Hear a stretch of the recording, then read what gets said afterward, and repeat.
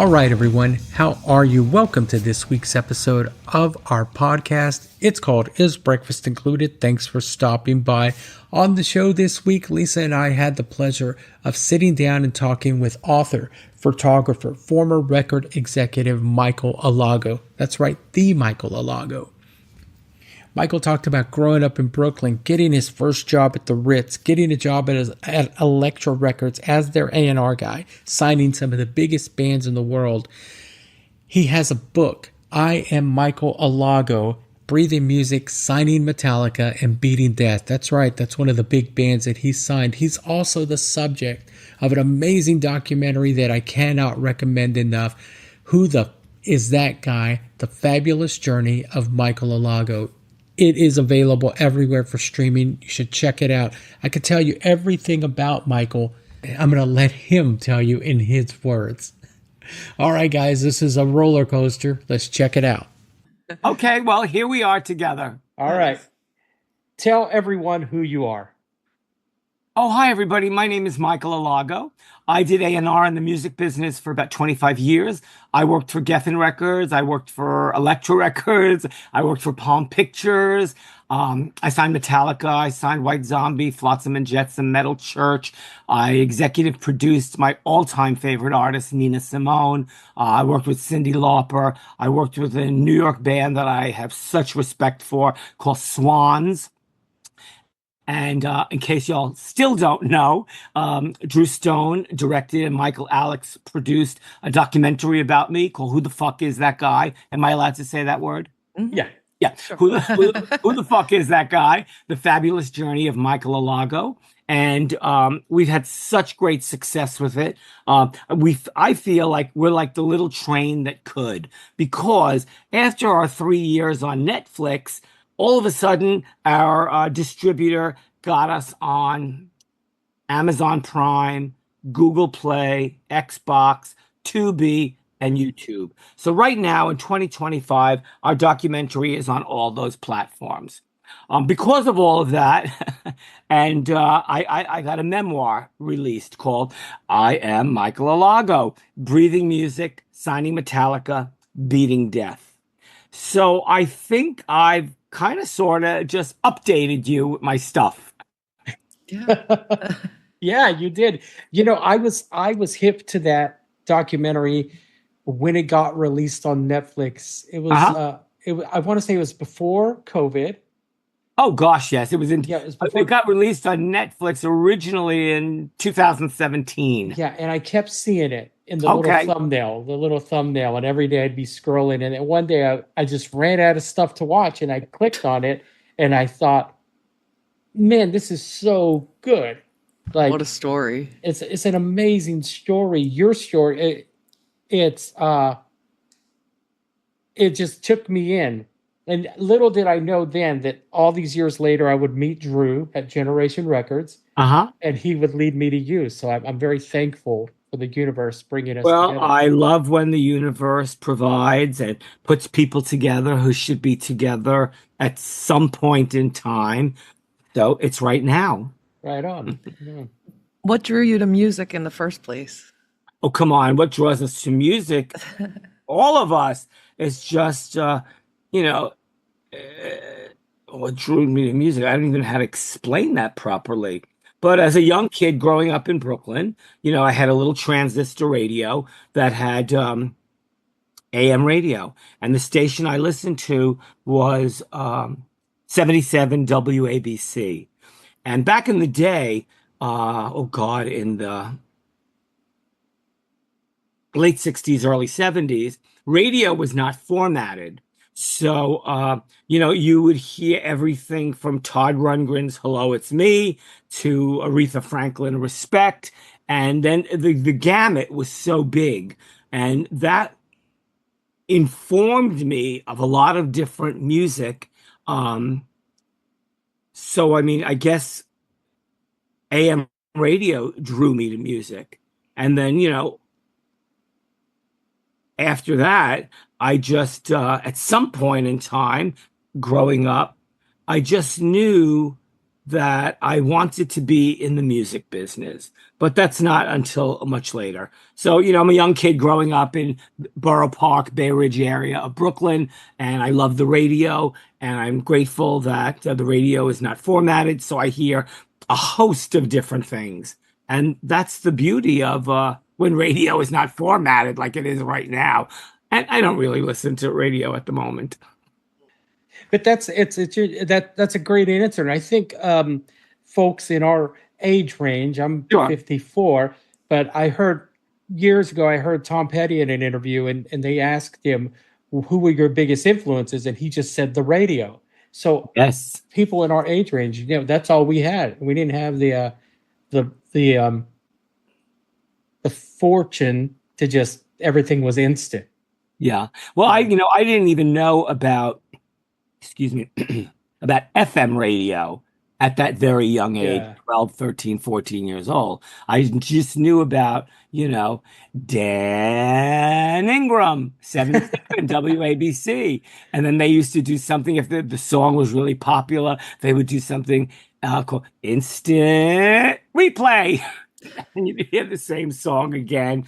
But, when that's all you know, that's all you know. Yeah. But like I said, or maybe I didn't say, it's a blessing to it was a blessing to have that station because like I said, you heard a wide variety of music. Yeah.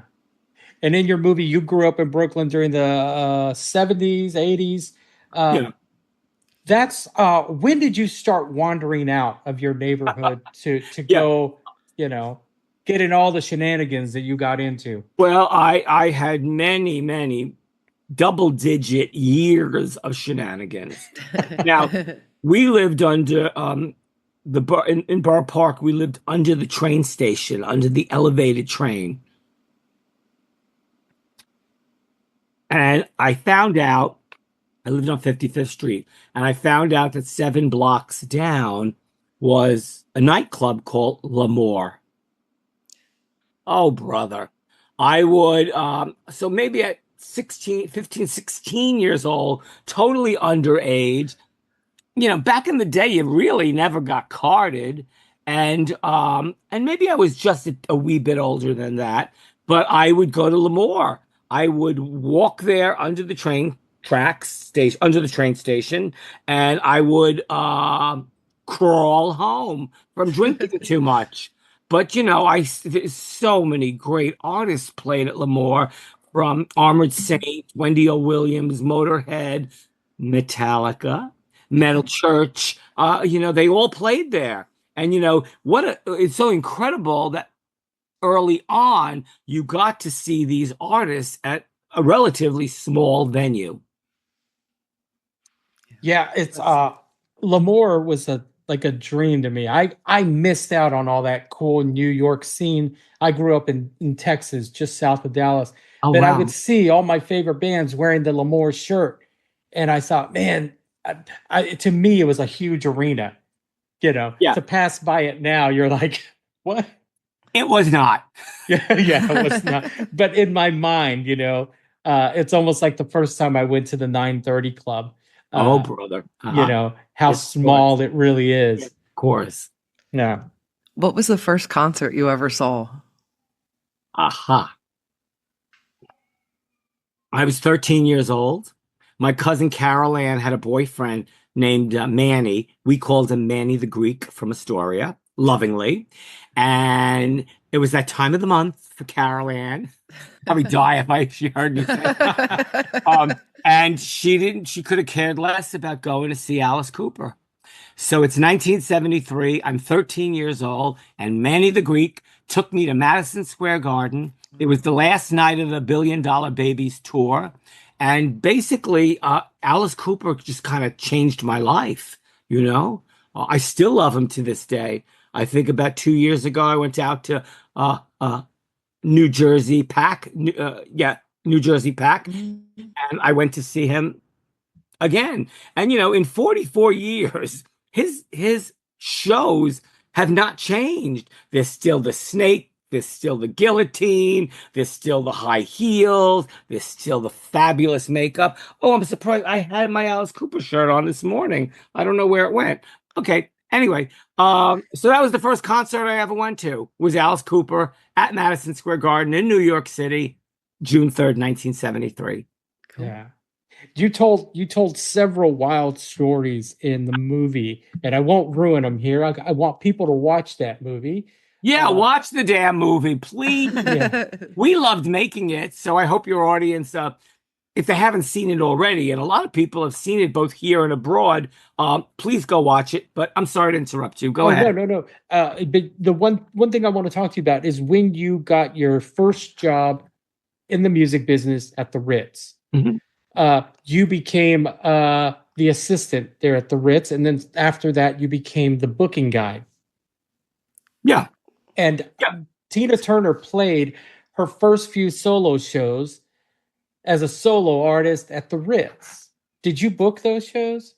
Well, we're going to backtrack just for a minute. It's 1980. Mhm. I'm probably 19 years old. I was going to the School of Visual Arts, and I was working in the East Village on Astor Place at a place called District 65.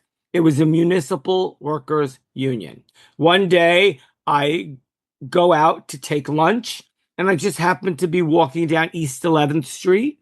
I see a building that looked really kind of beautiful, and there was just a little white piece of paper on the door.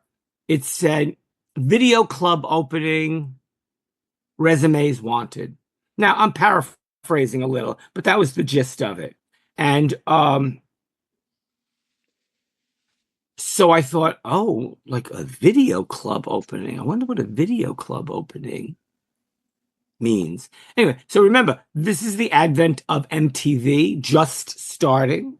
And so I go in and I look around, and the Ritz, with now Webster Hall, is a gorgeous Art Deco building.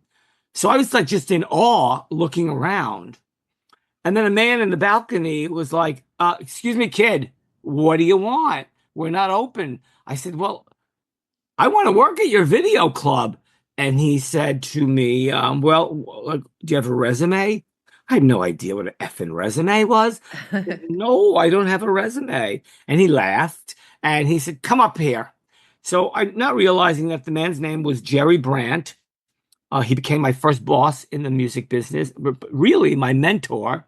And I'm glad I didn't know what he did for a living prior to the Ritz, because I probably would have like passed out, freaked out. Jerry discovered Joe Bryant. He discovered Carly Simon. He discovered the voices of East Harlem. He worked in the mail room with David Geffen for years before they became somebody of note in the business.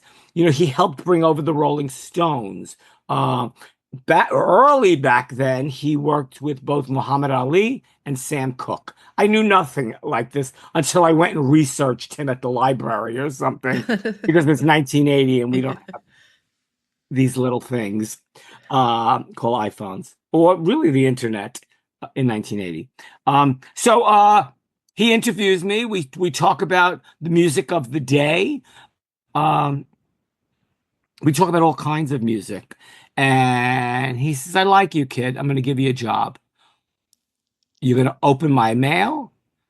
You're going to answer my phone, and you're going to get my lunch."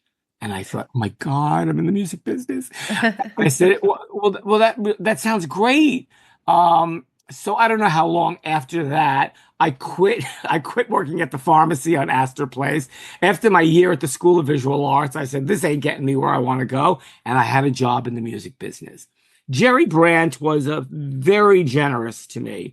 You know, I was almost, I guess you could say, like a son to him. I was 19 and I was a quick learner. I was a sponge. So I listened to everything Jerry had to say on the telephone to, you know, Rob Light at ICM, Ian Copeland at FBI Booking. I listened to everything he was talking to the booking agents about, and how to pay these artists contractually. I'm probably saying this a little wrong, but I like I said, I listened to everything he had to say so that I could learn how to book a 1,500 seat room. So it happened. I started booking the Ritz. I was Jerry Brandt's assistant. I was very proud of that. It was my first job. And look where I landed at the hottest nightclub in New York City in the Yeah. 80s. So yes, you mentioned Tina Turner. Tina Turner had been out of the, how do you say, out of the limelight for many, many years. Jerry got a call from her manager. Hmm. We'll leave it at that. Her manager, I'll think of his name in a minute. I don't want to be disrespectful. Anyway, got a call and said, Tina's having an album come out on Capitol Records. It's her comeback, and we want to do 5 nights at the Ritz. And at first, like Jerry, we thought like, well, she hasn't been around in a really long time, blah blah blah. And Jerry just said yes. I believe what soon after that, What's Love Got to Do with It was a mega, mega hit for her. And all 5 nights sold out. I remember, we had a balcony. There is a balcony at the Ritz, and lots of tables. And I remember a couple of nights, I held seats for David Bowie and Keith Richards and people like that. And everybody came out to see Tina Turner. And, after that, that also was a bit of history because album after album, tour after tour, she became huge. So I think that long story is what you asked me about. No, that's great. That's great. Because she did. Her goal was she wanted to be in stadiums. She wanted to be a rock act. She wanted to be respected like the Stones. And she did it all. Oh, well, they loved her, the Yeah. Stones, Yeah. and she opened up for them on many a tour, I believe. Yeah. Definitely early on, back in the day, Yeah. maybe even in the 70s, she opened up for them. But anyway, they loved her, she loved them, and it's 1980, 1981, and we have her for the sold out nights. Yeah. So you booked several other bands there. U2, Duran Duran. So did you see in any of these acts as they came through, like these guys are going to be huge? Yeah, I happened to, it's 1981, I believe, and I heard, I was big on going to the record shops and getting all the imports of the day. Uh-huh. So there was an import there called Boy by a band called U2. They had a song called I Will Follow. I heard it and I let Jerry know we have to do this. So I think we booked them on a Saturday and a Sunday. Um, and one of those days we had to what they call paper the house because tickets weren't selling. So I think I called Larry the Duck on what was that Long Island station? WLIR. WLIR? Yeah, that sounds right. WLIR FM. And we gave him a ton of tickets to paper the house. And the shows wound up selling out. The record came out because it was only out on import then. And they became huge after that. But, for me, then, it wasn't for me to wonder if some of these acts were going to be big. We had to book acts that we thought were going to sell out the 1,500 seat room. So, we did 2 nights of Prince. He already had some records out on Warner Brothers. Same thing with like young Duran Duran. I mean, we had so many artists in the 80s there. Unbelievable. And then, of course, we had this like 28-foot video screen right in front of the stage. And all the record companies called us so that we would play their artists' videos. So there was always something going on there. And it was like the happening place to be. And I worked there for 3 years. Mhm. And after that, I left and I got my first A&R job at Elektra Records. So when you left, when you left the Ritz for Elektra, was it amicable? Like, did Jerry understand why you were leaving? Yes, he yes, it was amicable, and he didn't want me to leave, but he knew, he saw something in me that he knew I was going to make it in the music business.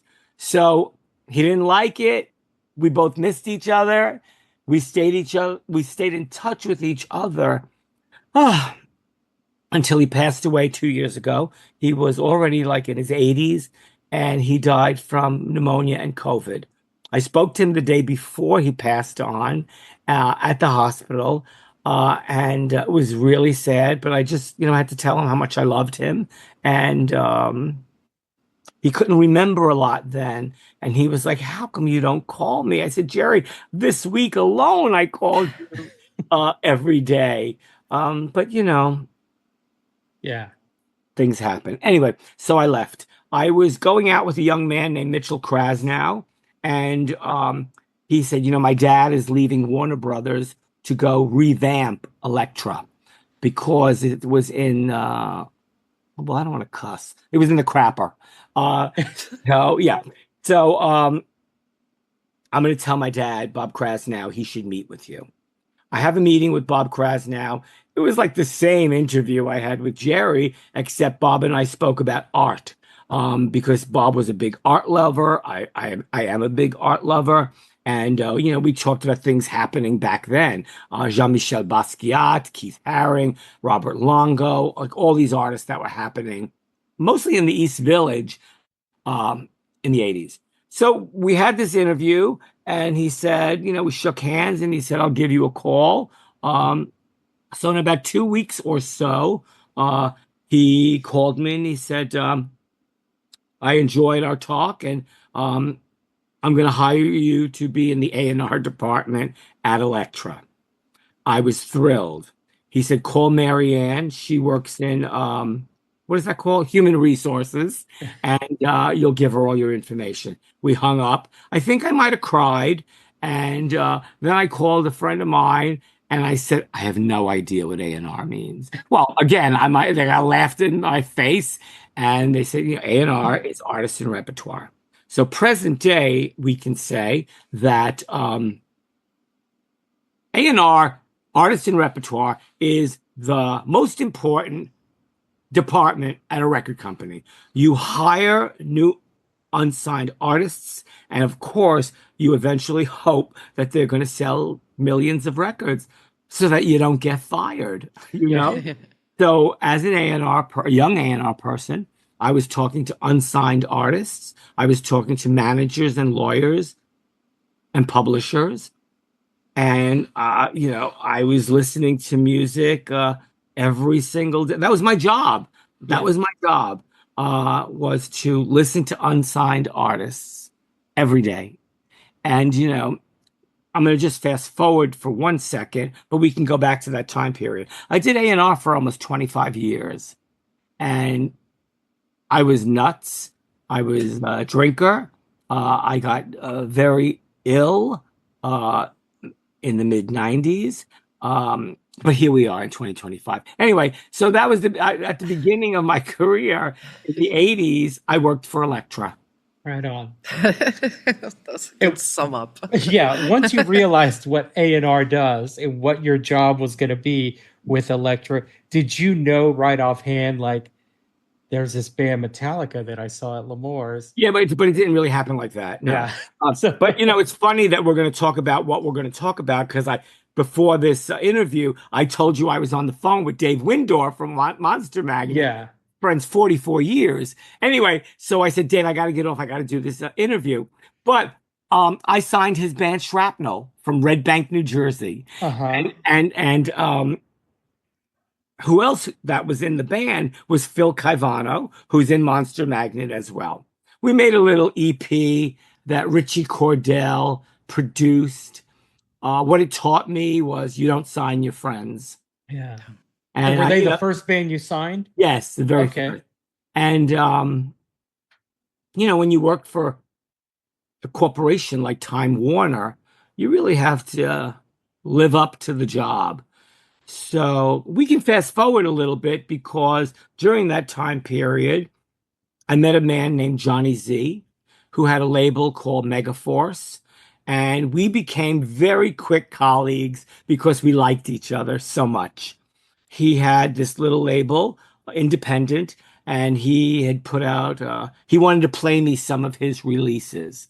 They really were low on money and stuff. But, he played me Anthrax, Raven, and Metallica. Uh-huh. He put out the Kill 'Em All album.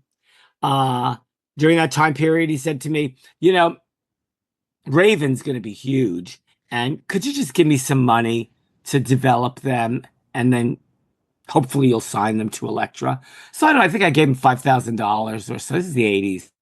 And I said, give me five of your best songs. They did give me five of their best songs. They were fabulous. And I love Raven to this day. The Gallagher brothers are terrific. But the problem was I heard Kill 'Em All. And I thought, oh, this is the greatest thing I ever heard. Nobody was playing stuff like that. That was a conglomeration. Is that a word? Yeah, it is. Yeah. Of punk and metal and speed and thrash and British heavy metal, American heavy metal. They put it in this thing called Metallica. So I'll try to make long story short, but it's an important. Make them as long as you want. Okay, great. Because they So are at some point, I have to do something for Elektra in San Francisco. So I found out Metallica were playing. I went to see them, might have been at the Stone in San Francisco. They were fabulous. I was so wowed by the performance. James is a ringleader on stage. He is so charismatic and so charming. And I would tell people, and he had good teeth too. People would think, oh God, Alago is out of his bird. Anyway, so I see them, I love them. And after the show, I go backstage and I say hi to Laura. I said, Laura, I'm Michael Alago from Elektra. This is my card. And I really want to sign your band. And he said, well, you do know we're on a little label called Megaforce. I'm paraphrasing. I said, yes, I do. But you know what? You really need to be on a major label. So we trade cards. I don't remember at what point I saw them.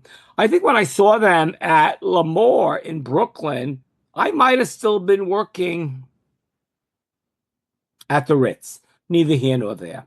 So Lars calls me and he said, Michael, we're coming to New York City to play with Anthrax and Raven. They were like the band in the middle slot. So it was August. It was either 3rd or 4th, James's birthday, and 1984. And they play Roseland. At that point in time, their demo was getting distributed through all their friends.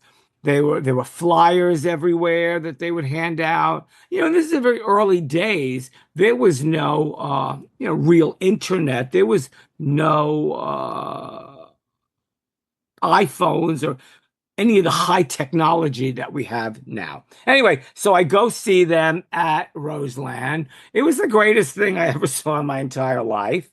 I was fully drunk, and when it was over, I went backstage and I'm hugging and kissing everybody. And at one point, James looks at Lars like, is this the person we're putting our lives in his hands? And Lars was like, that's Michael Alago. He's from Electra. And they still are looking at me like, this is a little crazy, this young gay guy from Brooklyn. But the next day, they were in my office at Elektra Records. They came to the conference room, and I gave them tons of vinyl and cassettes. Vinyl like of the MC5, the Stooges, the Doors, whatever they wanted, I gave them. We had Chinese food and beer, my favorite food, and we just sat there and talked about music for a very long time. And again, it felt like they never left my office. When I told Johnny Z I didn't want to sign Raven, I was signing Metallica, he was furious. I got yelled and screamed at. He wanted to sue me. He wanted to sue the label. He wanted to sue the corporation, Time Warner. And I was like, you really have to calm down. Your business affairs people will speak to our business affairs people, and a deal will be made. And not to sound crass or anything, not the band crass, not to sound vulgar, but money talks. So he knew that Metallica signing to a major label it was the thing that really needed to happen for them. And once I signed them, that was like history being made. After that, of course, everybody wanted to find their own version of Metallica. But when you see and hear something like that, that's like, what do they used to say? It's like lightning in a bottle, Yeah. unleashed, So there you go. And as they say, once again, the rest is history. Yeah. They're one of my favorite bands. And Good. They're one of that was my first concert. Was Master of Puppets. Good. They were supporting for Ozzy. Yes. And we were already fans. We went to see them play, but Kill 'Em All was like a kick in the face. Oh, unreal. Compared to what was coming out. Absolutely. And then Ride the Lightning was a little more polished, but it was such a great album. But I think that's still my favorite album. It is. It became my favorite album by then. It's really, from Kill 'Em All to Ride the Lightning, the maturity that wound up happening in the writing of the material, it was huge. It was exquisite. It was incredible. Yeah. Anyway. Did you know they were going to be that huge? Yes, I did. I swear to God. Yeah. I just knew, I had seen them 2 or 3 times already. And I just thought, these guys know how to kick ass on stage. And whether your eye is darting at James, Lars, Kirk, and our beloved Cliff, I knew that they were going to take over. And, here we are again, 44, 45 years later, they're bigger than ever. Yeah. They're on another world tour. Stadiums. And, they're better than ever. They really are. They're better than ever. How did being openly gay shape your experience in the scene? Sure. I was never in the closet. I didn't even know what the friggin' closet was. I was just me. And, if you didn't like me, I could have cared less. And if you did like me, we all became friends for life.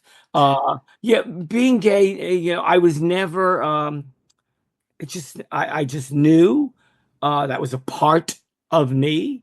And that was it was always okay with me. So if you didn't like that, too effing bad, And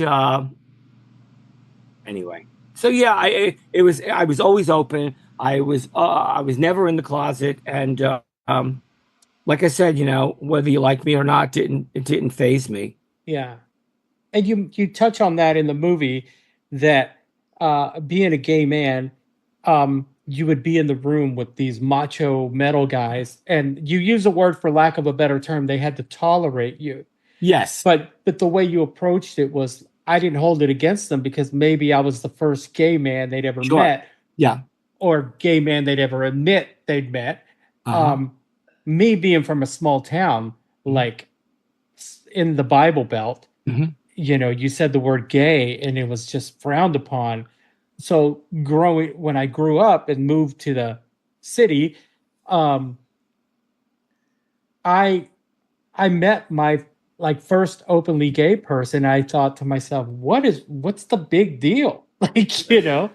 So the way you approached it was so good. Like you did go in defensive. You're just like, hey, never like me or not. But and then what I had learned much later on in life, that there are a lot of artists that I was in touch with or worked with, that they're brothers, sisters, mothers, and fathers. sometimes we're gay, you know? Yeah. So anyway, it was just, I guess, among that community early on, it was just not talked about. Yeah. So I don't know if you want to say maybe I helped bring it out of the closet for everyone to, and these days I don't like the word tolerate, but I'm trying, what's a better word than tolerate? Yeah, that's not like, for lack of a better term, but it's Yeah, I don't want to be tolerated. Oh, okay. I want to be respected. There you go. That's a Yeah. good word. For sure. And I never had problems with people. I just really didn't. Yeah. Either we were going to work together or we're not. That's Yeah. it. It had Yeah. nothing to do with the sexuality part. It just had to do with if you think I'm smart enough to help your band elevate to the next level, then maybe we want to work together. It's Yeah. simple as that. Yeah, I can see why your meetings with Jerry and your meetings with Electra went so well, because I feel you still have that excitement of an 18-year-old boy Well, just wanting to get in the music business. I love music. I Yeah. still love music. These days, these days it's kind of funny, if that's the word. I still go out all the time to hear music, signed and unsigned. But more than ever, I love heavy metal that's heavier than heavy. I want to hear a lot of doom and gloom. I love bands like Black Anvil and Necrofire and Achilles and Black Braid and uh, uh, uh, that's who's coming to my brain right now. I don't care if things are not played on the radio. I just love heaviness. I love it almost cleans out my brain. But yeah, I just love music that's that heavy. I feel inspired by it. And all I could say is more, more, more. So I go to the little places in Brooklyn these days. Um, and hear these artists. And you know, do I like top 40? Well, there are songs that I like, of course. And do I like the Great American Songbook? I love the Great American Songbook because between my mom and whenever I went to visit my Aunt Jenny, my dad's sister, I heard Nina Simone and Sinatra and Joe Stafford and Isaac Hayes and all that stuff. So I really was blessed with having my ears informed at a very early age. Now, I forgot what you asked me, so where are we? We're just Oh. I mean, I talking. know where we are and who we are, but I have no idea who we are. Is there anyone that you regret not signing? Yeah, people ask me that a lot. A lot. I didn't sign many artists back then because I didn't care enough about them. I had to love them. Now, it's not like I'm going to name somebody. I don't regret it. It's just I don't know. It didn't come up because at the time it did come up. They got signed to Rick Rubin, and I would say Slayer. One of my favorite bands of all time.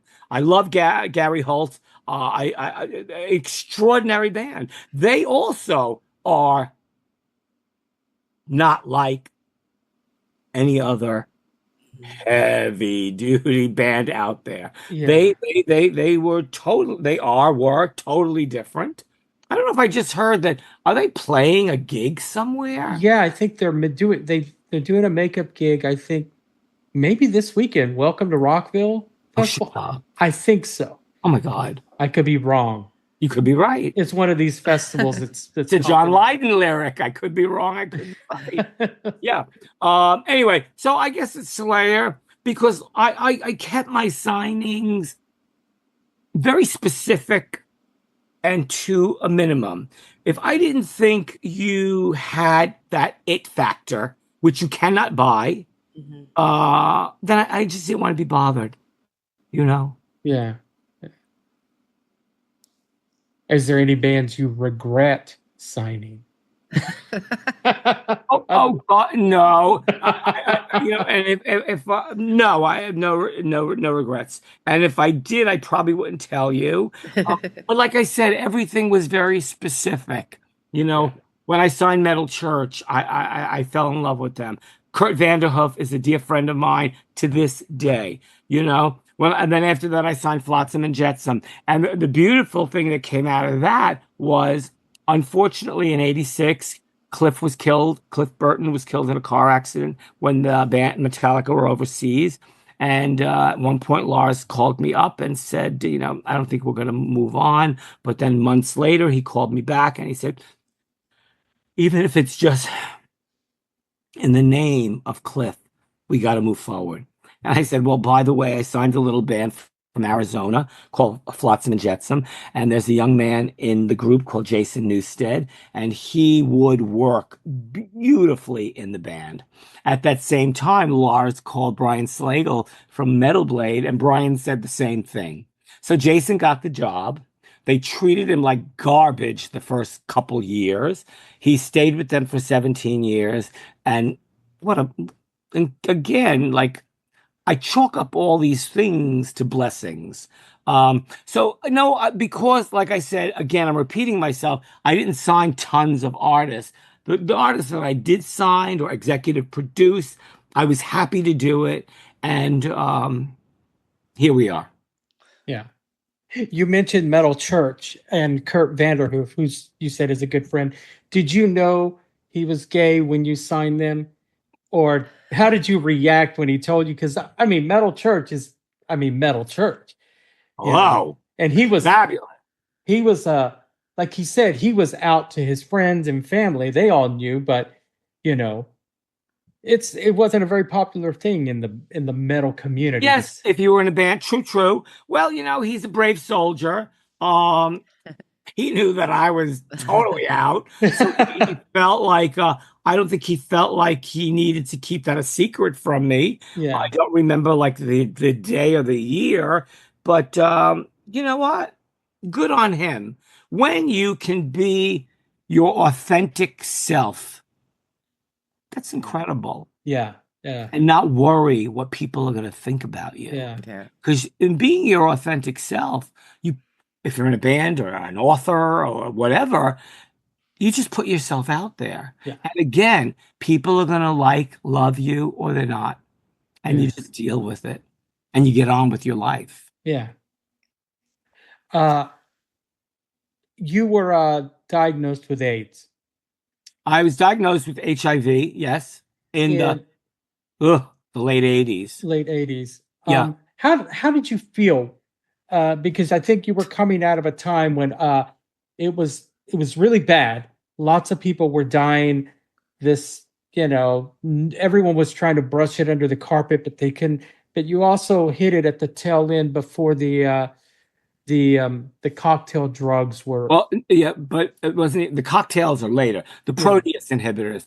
Yeah,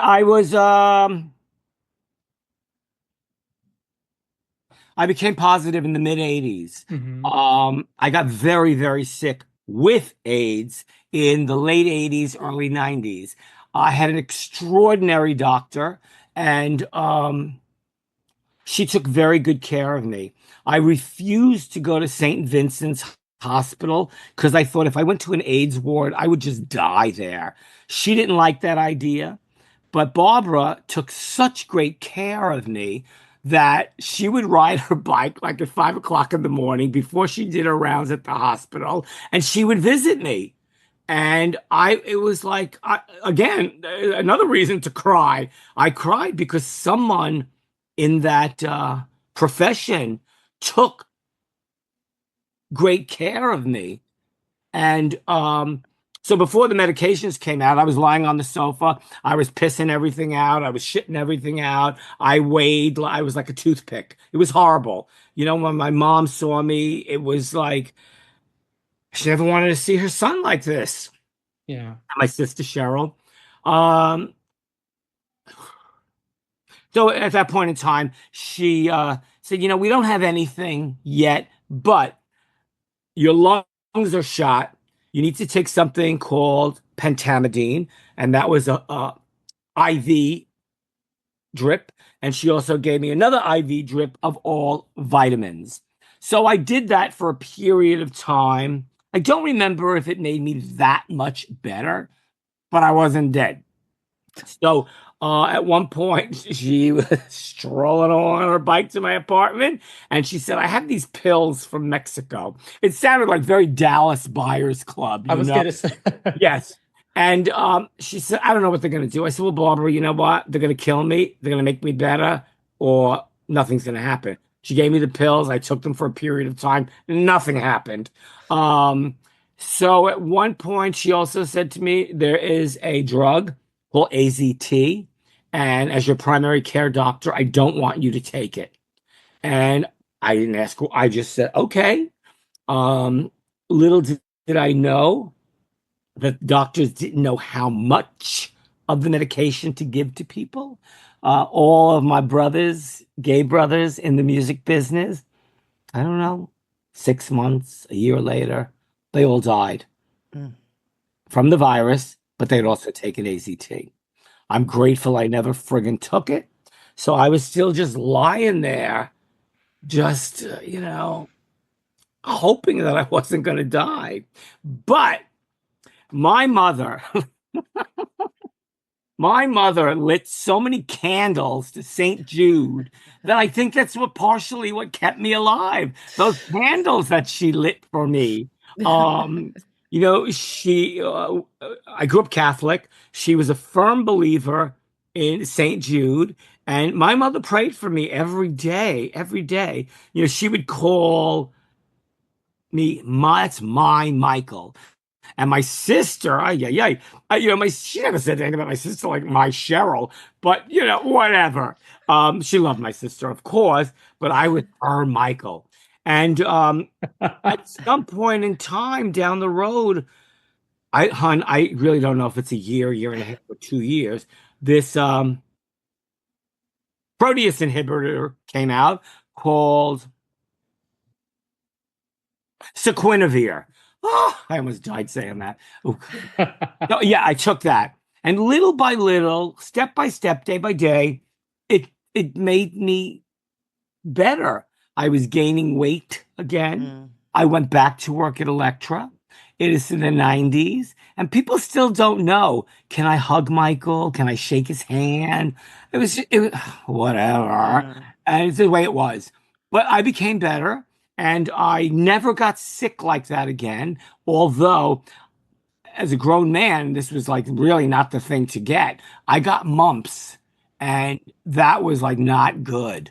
And I got some other little contagious things, but never anything as bad as having full blown AIDS. So now here we are again, 40 something years later, or really more like 35 years later. Yes, that cocktail came out, and I'm thinking the cocktail came out, and back then I was taking a number of medications. And today in 2025, I take one pill, which is like the standard right now, called Biktarvy. My viral load is at 0, undetectable, as if I did not even have HIV. That's amazing. It's amazing. It's a blessing again. It's a miracle that I'm here. But it also helped that I stopped doing drugs and alcohol coming up on 18 years. I mean, I really, it's not an exaggeration. If I had continued drinking and drugging, I would have been dead. Yeah. Were you drinking and taking drugs during when you were getting better from HIV? Yes. Oh. Yes. Right. And at one point, I even took one of my HIV pills with vodka. And I told Barbara, she was, after all that, what she did for me, I was like, oh. I was a mess. I was a mess. But then I did stop. And then I fully stopped October 21st, 2007, 17 years ago. And I never looked back. I'm in a 12-step program. I go to the 12-step program every morning at 9 o'clock. I don't argue with myself about getting there. It's 1 hour. And if that 1 hour is going to set my brain right, why would I even want to do that to myself? Yeah. I turned 65 also in October, and why would I ever want to do anything to destroy my life? I don't want to. I don't do that. I wake up every morning, thank God. Uh, um, and I wake up, my 2 feet touch the ground, and I say my morning prayers. Sometimes my prayers are old school Catholic prayers. Sometimes they are every day it's the Serenity Prayer. And then I pray for, my mom passed away 7 years ago at 94, but I still pray that we had her for that long. So I pray for my sister and my friends and Barbara Starrett, who after all these years, we had lunch recently. She's in her 80s, and it was we cried, I cried, and it was wonderful to meet up with her. And she knew, like, she saved she saved many lives, but it was so lovely to meet up with her. So, after my prayers in the morning, I'd have my tea and my oatmeal. I would take my Biktarvy, and I would get to an AA meeting. That's awesome. What was the turning point? What was it? Did you hit rock bottom, or you just decided enough was enough for Well, getting help? I don't know specifically what the rock bottom was, but it was rock bottom because I just thought to myself, wow, I'm sick and tired of myself. I can't go on like this because I have HIV, and my immune system is not great. So I woulda, shoulda. I could have got sober at 32 when I went to Hazelden in Minneapolis, but I was still arrogant. I was like, yeah, and not grateful. So I did stop drinking from 32 to 40. I was what they call a dry drunk. And then one night I went to a concert in the East Village, and somebody said, "Do you want to drink?" And after 8 years, you're thirsty. I was thirsty. And so then from 40 to 47 were the worst of my drinking. But at 47, I felt something in my system that just said, stop it right now. So I don't know, one night I came home, I fell asleep on the sofa with all my clothes on. And I don't remember anything about that night.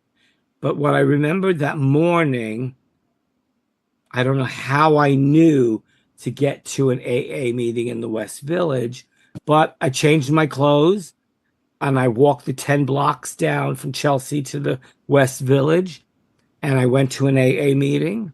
And maybe it was like 2:30 in the afternoon or something. There was a man there that looked at me. I mean, I think I looked green. My pallor was like gray. And there's an older man who had many, many years. And he said, you don't have to do this anymore. And that stuck in my head. You don't have to do this anymore. Very nice man, Sam. I think he's still around, but I haven't seen him recently. And that was the beginning of going to AA meetings for me, to 12-step meetings. Yeah. And like I said, once again, not to repeat myself, but it is an important part of my life as well. I don't argue with myself about going to meetings. It's 1 hour. And if that 1 hour fills me up, I just go. It's amazing, right? The little things that trigger us, like what he said to you. Yes, indeed. Yeah. Yes, indeed. Well, congratulations on 17 years. Yeah. That's amazing. And so you stopped doing A&R around that time? And no, not yet. When did you start photography? Well, a couple of things.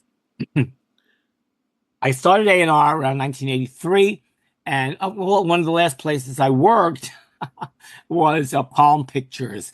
So I stopped working at Palm Pictures in 2005. But at Palm Pictures, I signed 3 artists. Did I sign 3 artists at Palm Pictures? Oh, yes, I did. I signed a little band from Dallas, Texas called Speed Dealer, who I love to this day. Yeah. And when I came to Palm Pictures, I had Jason Newsted produce their album, Second Sight. Wow. I also worked with a duo who still exists called Local H from Chicago. I had Jack Douglas produce their record. And, we all know Jack Douglas from John Lennon, from Aerosmith. And then the last artist I signed, who I still speak to this day, is Chris Jericho's band, Fozzy. And so I made their first album with them. And that was, had to be like in the early 2000s. And I still see Chris whenever he comes to New York to this day. I'm a big wrestling fan. So. Oh, me too. I knew who Fozzy was. Yeah. It's funny. Speed Dealer. I remember when that was happening. Jason produced the album. Eric and Harden are extremely dear friends of mine. Eric, yes, same here. I adore Eric. I adore him. Yes. Yeah. I love Eric. I went to his 50th. And funny enough, nobody told him I was coming, but they said, "Oh, you got to go pick up your dad at the airport or something." So I see the car, and now I know he's thinking, "That's not Michael Alago, is it?" And then he comes out of the car. We hug and hug and hug and hug and hug. I'm crazy about Eric. I love his long hair. He's a fabulous human being. I love Speed Dealer to this day. They just played last night. Get out. In Dallas, Texas, they opened up for Pentagram. Oh my God. Yeah. And I love Harden as well, of course. The original Triple H, as we say. Harden Hampton Harrison, I think his name is. Oh, yes, that's right. Yeah. So when I left the business, I had signed those 3 bands to Palm Pictures. Yeah. And then I decided, you know what? I did this. I did A&R for 25 years. I did it really good. And that's not me.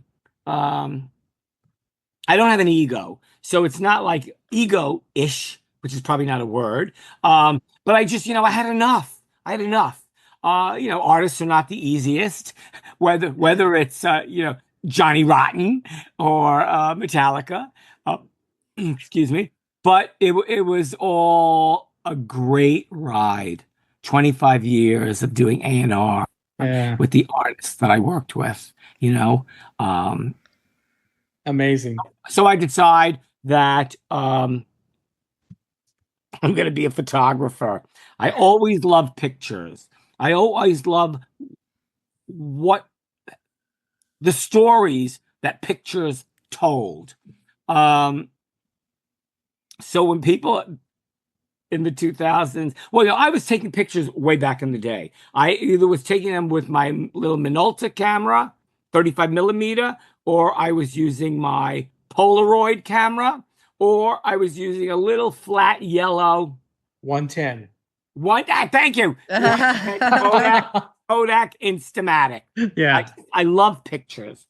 So I decided that I'm a photographer. And people back then first would say, "So wait, are you shooting rock bands?" I said, "No, I'm taking pictures of men who look like they got out of prison, men who are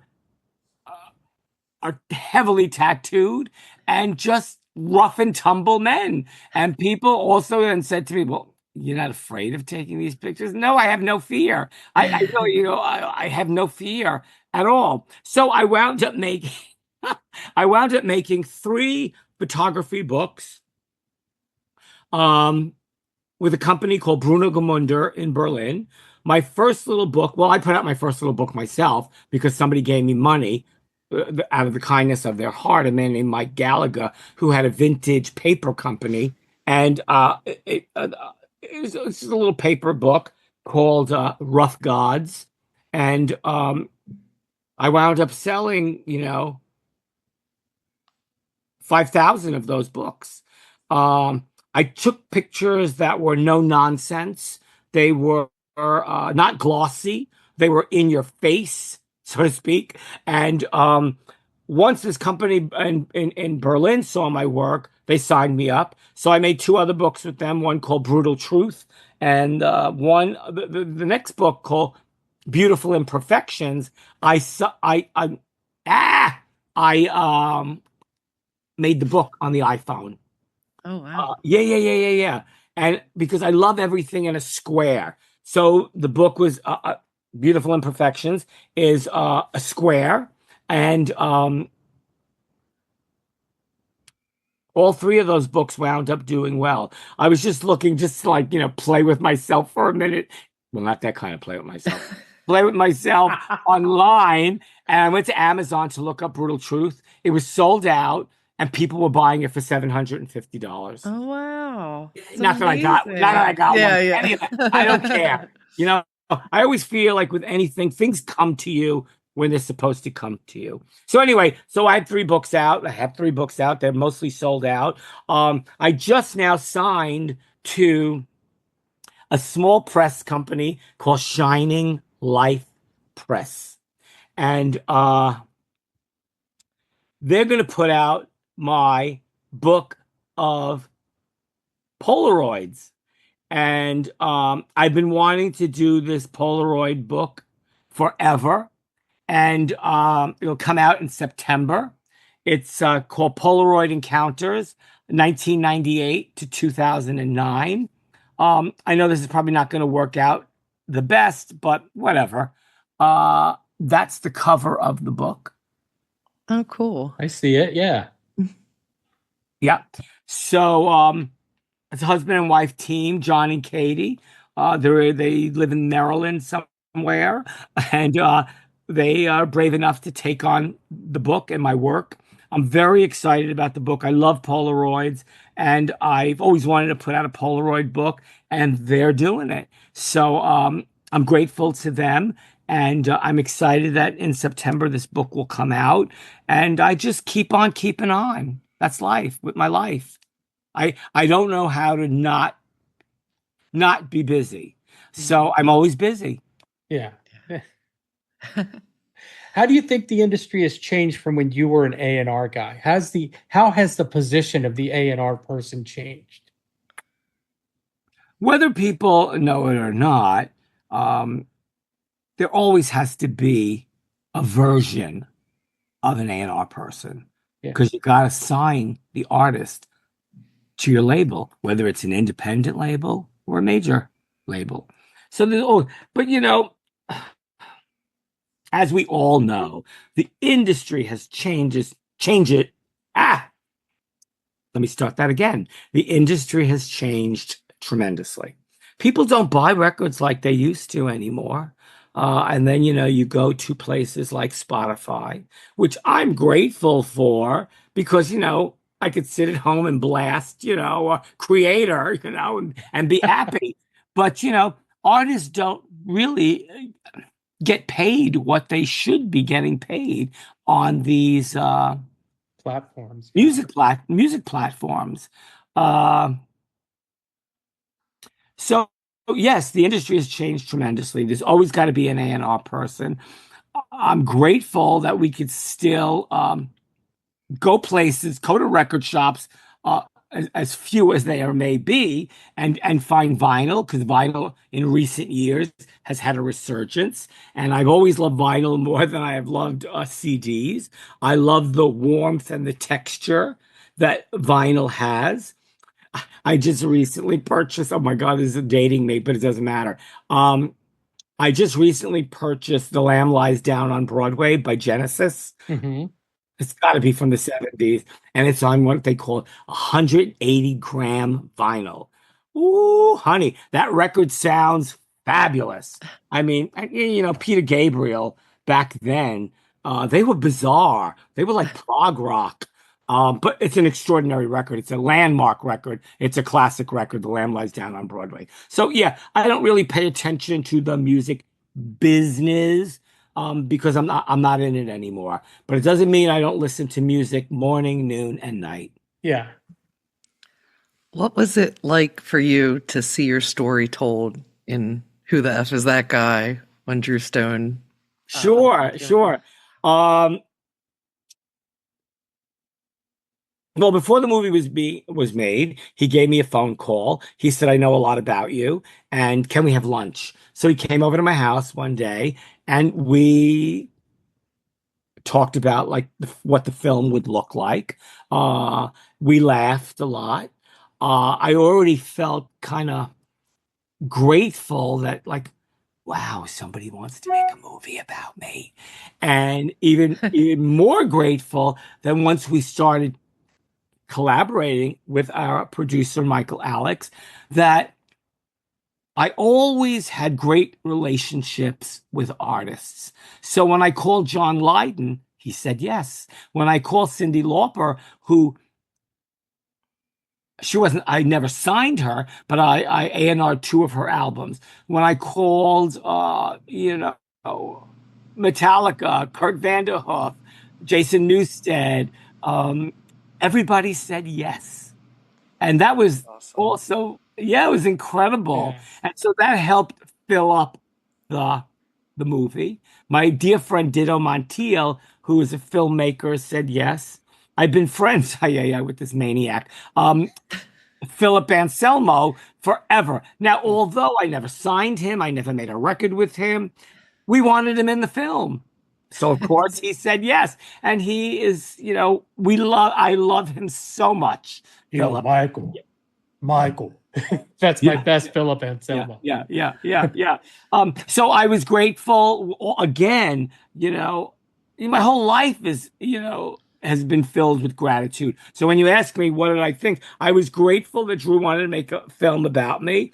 It was unbelievable in like, not like, oh, this is unbelievable. It was just like, it was unbelievable that somebody wanted to do that.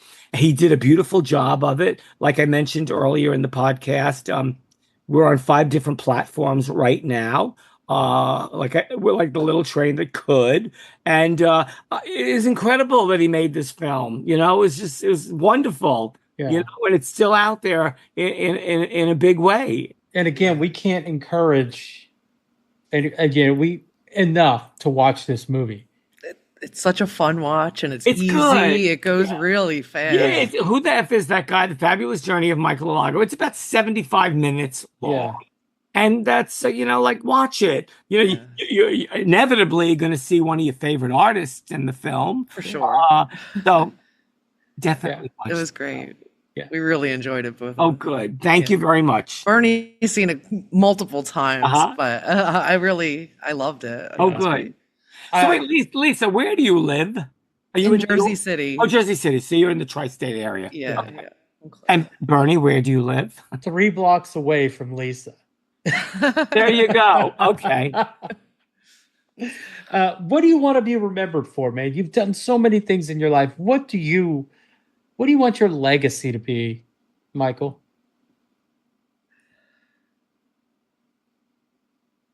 Oh, well, I hope I don't. Well, I won't cry, but just that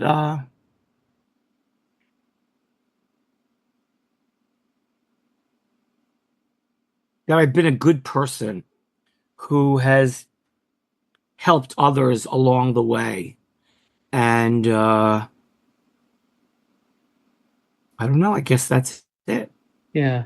Just being a good person and putting kindness and goodness and love out into the world. Because we live in a crazy world, Yeah, we do. We do. So I don't want to be part of the insanity. I want to be part of the healing. Yeah. Amazing. Well, I mean, with everything you've been through, I think there's a reason you're still around, Michael.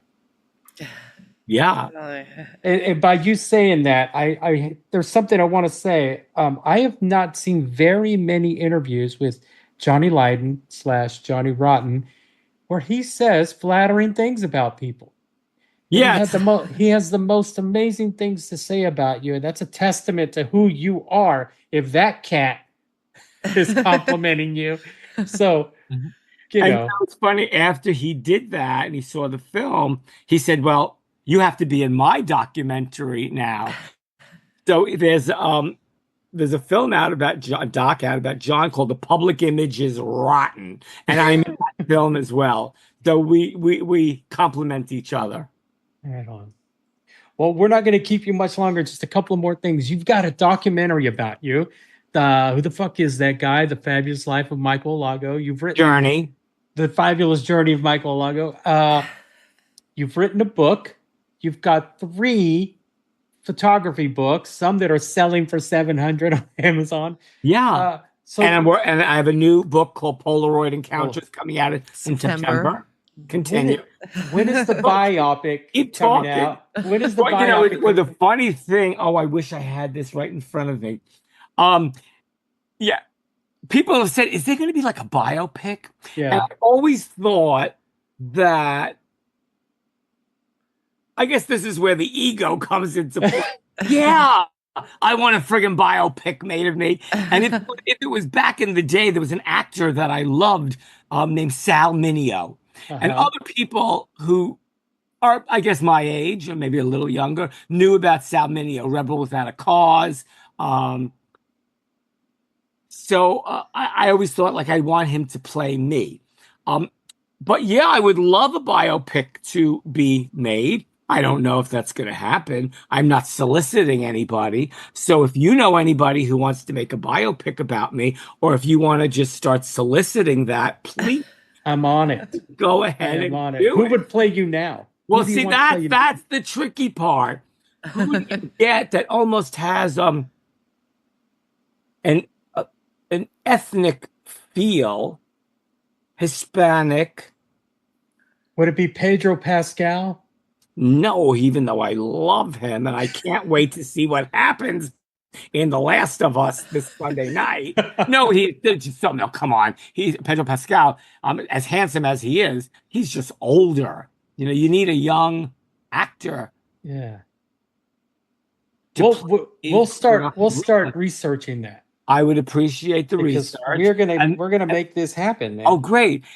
For a while, it was funny you say that. I forget the guy's name, Matt something or other, lovely guy, works on movie projects, and we started only for a little bit talking about a potential biopic, and it just didn't happen. But I know that it's planted in a few people's heads. Yeah, and now yours. Yeah. Well, we're not kissing your ass, because if anyone deserves one, I think it's you. Don't be vulgar.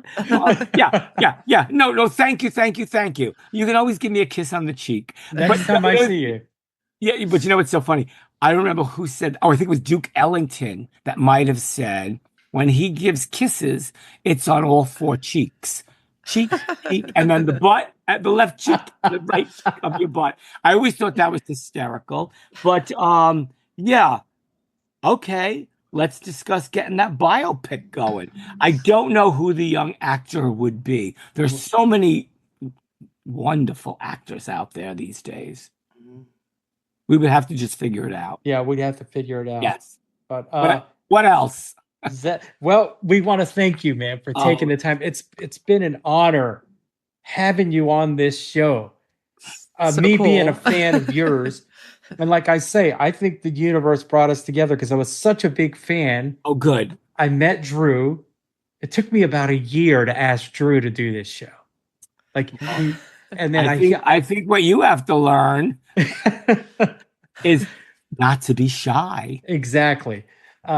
And then, like I said, there was that chance meeting at Chiller Theater. At the Chiller convention this month or so. And I'm so appreciative that the first thing out of his mouth to you was, "You got to do his show, Michael." So, yeah. And here we are. It's called "Is Breakfast Included?" And whenever we have breakfast, Michael, what will you have? Oh. Sometimes I might have pancakes. Other times I might have a toasted everything bagel with vegan eggs, because there is such a thing as vegan eggs. I love, I don't know, that sounds like breakfast to me, but I love pancakes the most. Coffee or tea? tea, English, strong English breakfast tea with almond milk and honey. Okay. Yeah. Great. Cool. Well, it's been great talking to you, man. I hope I see you soon. We'll figure out what show we're all going to meet at, and we're just going to go. Right on. And, We'll thank see you, both. We'll see you in the pit. Oh my God. Yeah. I'll jump in that pit the minute I see all those shirtless young men. Have a great day, Michael. Thank you both. Really, Thank you for your so time. much. I appreciate it, and we'll see each other again soon. Okay. Cheers. Bye. Right on. Michael Alago. What an amazing individual. Am I right? Just a good person. I'm so thankful to Drew Stone for introducing me to him and him coming on and spending time with me and Lisa. You can find out more about Michael at Michael Anthony Alago on Instagram. Check out his books. I Am Michael Alago, Breathing Music, Signing Metallica, Beating Death, Brutal Truth, Beautiful Imperfections, and Michael Alago, Rough Gods. He also has Polaroid Encounters being released soon, September of 2025, through Shining Life Press. Make sure you notch that in your calendar. Also, don't forget to check out Who the F is That Guy? The Fabulous Journey of Michael Alago. We can't stress how good this documentary is. And while you're online, check out isbreakfast.com. You can follow us on Facebook and Instagram from there. Make sure you rate and review our show on Apple Podcasts. Slide on over to our YouTube page. Make sure you subscribe and comment on our videos. And while you're there, throw us a few bones, pick up a shirt. All right, guys, I am done. We'll talk to you next week.